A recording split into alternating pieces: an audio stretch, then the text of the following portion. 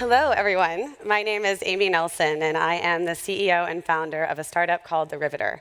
I know that I get a little low energy when I'm sitting in rooms like this, so if you want to stand up for a second and take a break. Anyone? I might be a little low energy. I don't know what you did with your summer vacation, but I made a human. I have a 2-month-old. She's actually backstage. She's traveling with me, which is really amazing.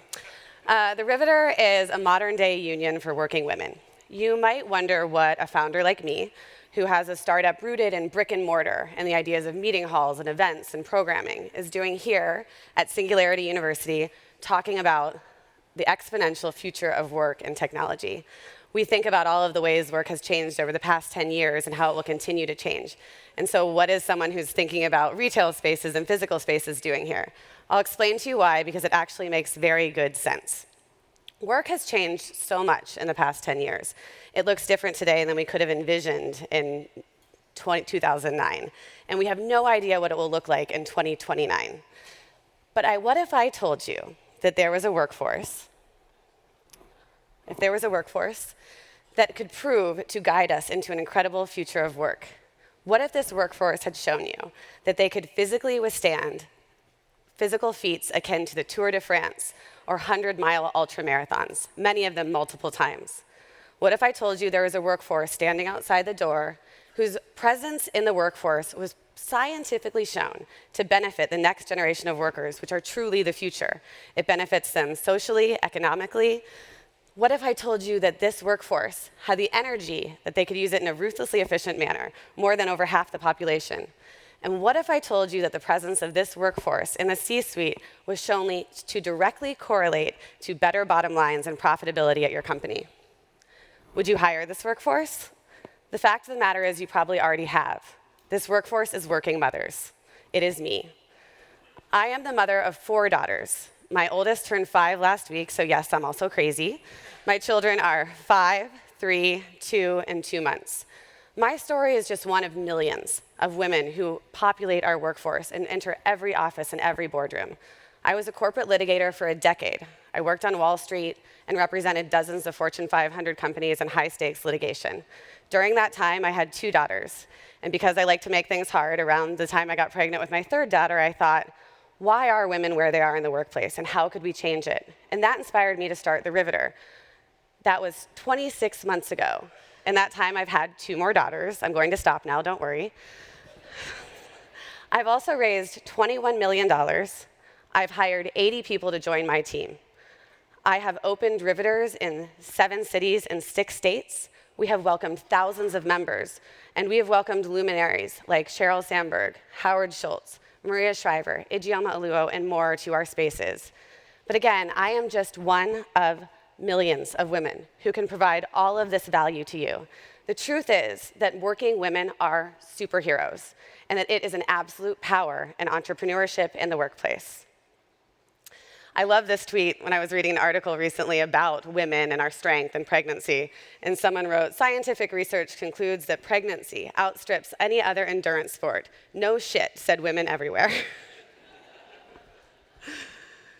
We've accomplished so much in the past 2 years, and we're continuing to grow. You may wonder, though, I do all the time, why is motherhood still treated like a distressed asset in the American workplace?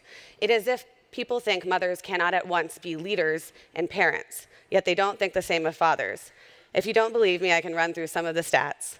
Mothers make 69 cents to a man's dollar, which is a worse pay gap than the pay gap for women who don't have kids.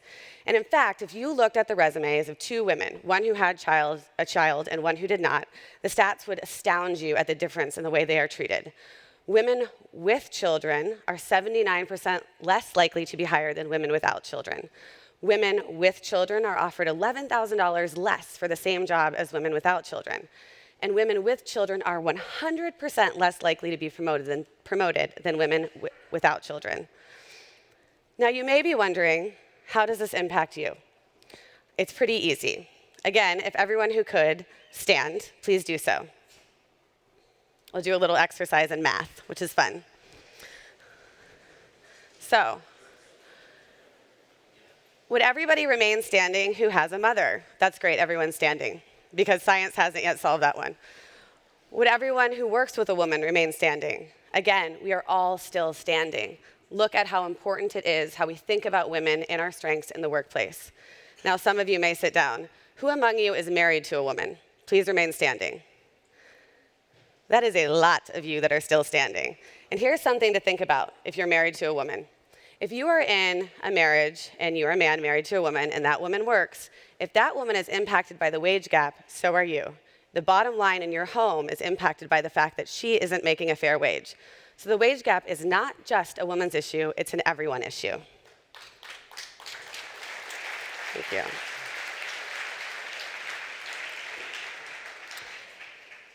Now, I could go on for quite some time about the depressing stats, but I'll stop. If you want to continue, you can just Google, why do employers not like mothers?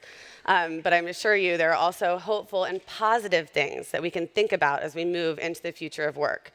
I tend to think the way that mothers are viewed in the workplace as something where we can see nothing but an upshot and something that we can take advantage of as we move into this enormous and exciting future of work. So the solutions that I would propose are actually not all that complicated, and they're things that we talk about at the Riveter a lot. The first one is about parental leave. It's really interesting. If you look at countries where they have mandated maternity leave, we don't actually see an uptick in outcomes for women in leadership at work. But we do see an uptick in outcomes for women in leadership at work with countries with mandated paternity leave. The takeaway here is that we do need to provide resources and time and money for parents to take care of their children. However, we can't put that burden squarely on women. We must put it everywhere. So think about paternity leave at your company as a possibility for something you could think about as you continue to grow and move into the future. The second solution is to lean into the new way we work. Provide your employees flexibility. This may seem like a tired sentiment, but it's interesting to think about it in terms of how you can bring and promote and lean on mothers in the workplace through flexibility. There are things you can do to provide different hours, work remotely. There are a million different technologies that allow us to do this. There's Adobe, there's Toggle, there's Box. None of them are sponsoring me or paying me. They're just things that I use as someone who sometimes works remotely. The thing is, with working remotely, there are so much better outcomes for all of your employees and, again, for your bottom line. We know that there's less employee sick leave, there's better retention, and all of these things play so squarely into the profitability of your company and your ability to grow and scale the way that you want to. All of these things are related. The final fix that I like to think about in leaning into the superpower of mothers at work is the unbundling of jobs. As we know, one of the exciting things that we're seeing as we move into the future is that jobs are becoming less and less tied to the old benefits and 9 to 5 of yesterday. We're moving into a different world where people take on different gigs, where they can do many things at once, and where they can be flexible with their time. We know that 43% of mothers with college degrees still leave the workforce after they have kids. If you could solve that problem, you would change the American GDP. And I think that's something worth solving for. So when we think about the future and the unbundling of jobs, think about how you can tap into the skills of women who might have left the workforce because they couldn't find a place in it when they had kids, but who might be absolutely ready to come back. These are lawyers, these are doctors, these are everything in between, and there's something so important to that. It's interesting to come to a place like this and speak to all of you about something that is so rooted in kind of the block and tackle and not necessarily connected to technology. But the thing is, there are some things that technology can't fix for us and won't be able to. We know that no algorithm can fix bias in the American workplace. It's rooted too deeply. And we know that policy won't change it either. We've tried. So it truly is up to you and up to me to do this work and to do it together and to do it for everyone. I named my company The Riveter because I wanted to think back and hearken to a time of really strong, powerful, and incredible women. During World War II, American women answered the call from the government to go to the factories, to build the machines of war, to be there when the men couldn't be. And the thing is that women will always answer the call, if only we ask. So I encourage all of you to tap into the superpower that is motherhood in work. Thank you very much for joining me today.